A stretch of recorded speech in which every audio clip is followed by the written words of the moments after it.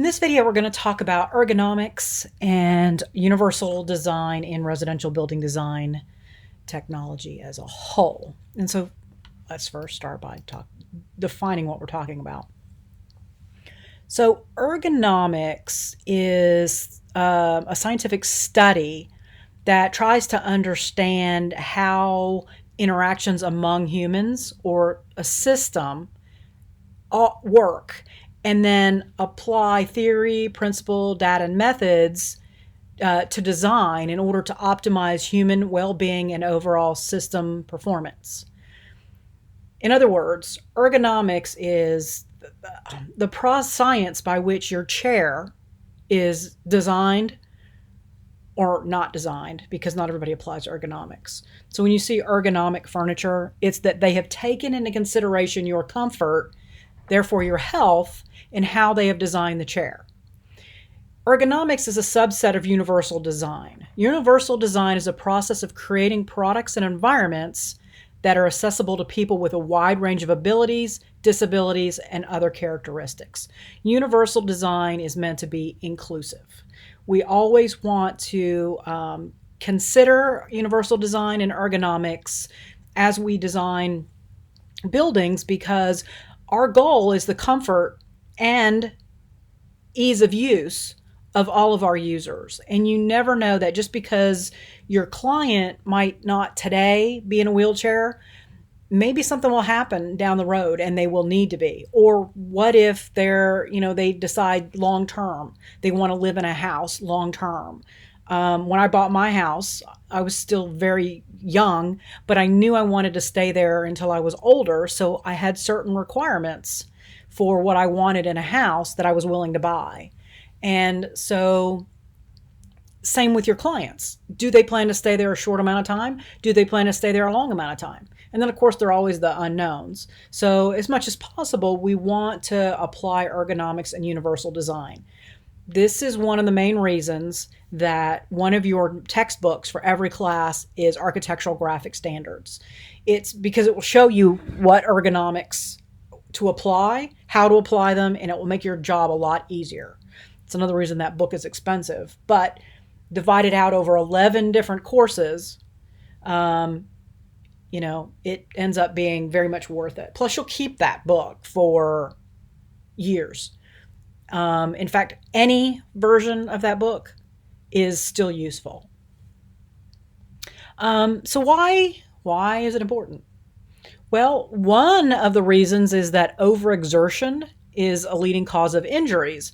So you have a kitchen and the person who is cooking has to constantly reach up, constantly open doors. You're going to cause them to be overexerted. And initially that may not be a problem, but over time, they're not going to want to use that kitchen because it's going to end up leading to an injury. So what we do is we have to make sure that we are considering this in design, because we can reduce all of these things. Bodily reaction like falls, slips, and trips. You want to make sure that the tile in the bathroom is slip resistant. And there are coatings we can put on tile when it's baked to keep it from being slippery. Repetitive motion is a workplace injury, but it can be a home injury. And here's an image just all the way back from 2014 that shows the main reason people have injuries. And you see it's not car accidents. It's overreaction, overexertion. And so one of the things we want to do is reduce that.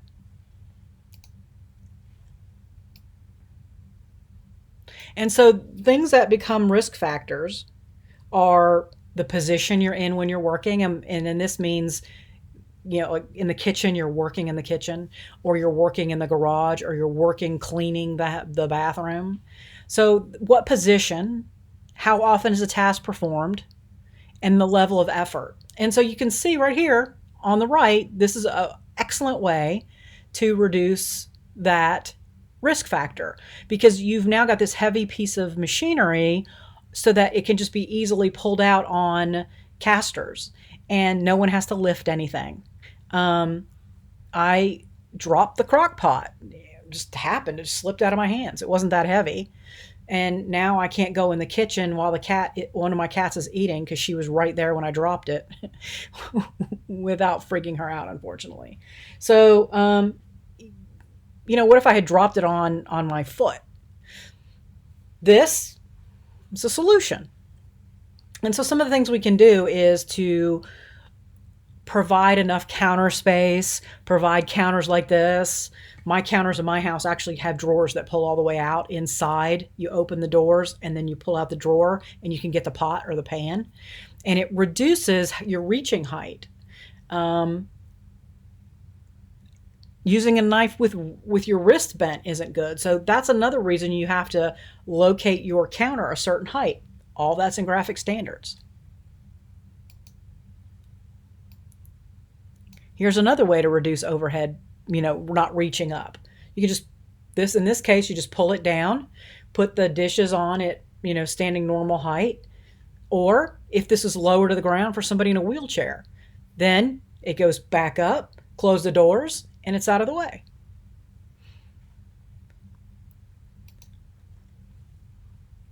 Your head weighs 10 to 12 pounds. So working with your neck bent is actually not good for it, your neck. And so these are the kind of things that we have to consider. If your body is working too low, you have to get down like say you want to work on the pipes under the sink. You got to get down in an awkward position. And if you stay in that position for too long, it starts to take a hardship on your body. And so there are things that we can do, as you've seen so far, mostly in the kitchen, to help minimize these impacts. And this is the science of how far we can move, how much motion we have before it becomes a problem.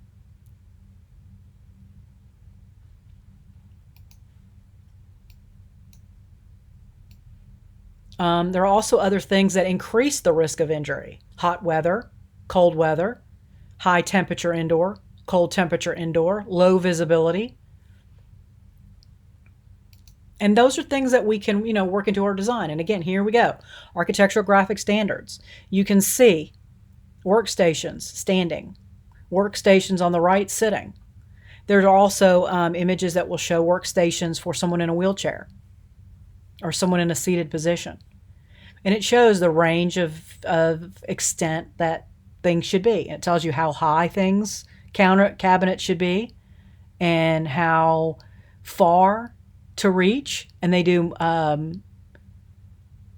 two different genders here for somebody a taller, larger adult versus a smaller adult. And these people look like they're naked in the kitchen. Okay. So in order to design spaces for the human, it's important to study human anatomy to understand what is comfortable. Or, as we're going to do, have graphic standards have done all the studying and measuring for us and give us those numbers. Have you ever noticed how some chairs are uncomfortable while other chairs are very comfortable? Have you ever thought about why that is? Well, that's ergonomics. So, and as we saw in the previous image, it's important to keep in mind that not all bodies are built the same. What's comfortable for one person may be uncomfortable for another. Somebody who's 6'2" has the body parts, right, align in different places with furniture than somebody who's 5 feet tall. And so this is why universally designed chairs have adjustable parts. We can also design adjustable aspects to our buildings. One of the big ones is the kitchen, as we talked about. There's something called the work triangle. And essentially what that means is if somebody's working in the kitchen, we don't want to wear them out by having them walk one all the way over here and then walk all the way over there and then walk all the way back. We want to reduce the number of feet they walk when they go from the refrigerator to the sink to the stove to less than 26 feet. And there's a pretty cool link here that you can follow that talks about how to design an ergonomic kitchen. And basically you just add up the three sides of the triangle and that will tell you how far you've traveled. You have to think about, okay, so I'm cooking, but I'm going to open the oven door, and then there's someone over here who's going to walk by, and that is called circulation clearance.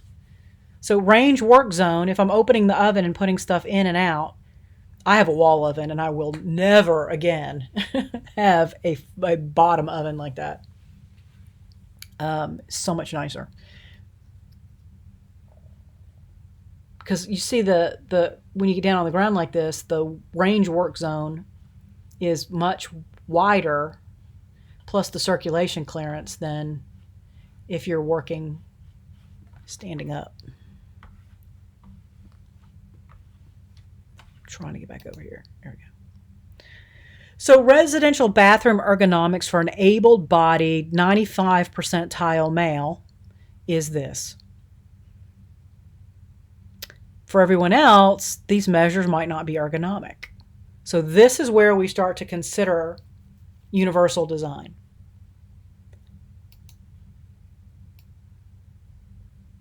Okay, we're going to stop here and continue in the next video.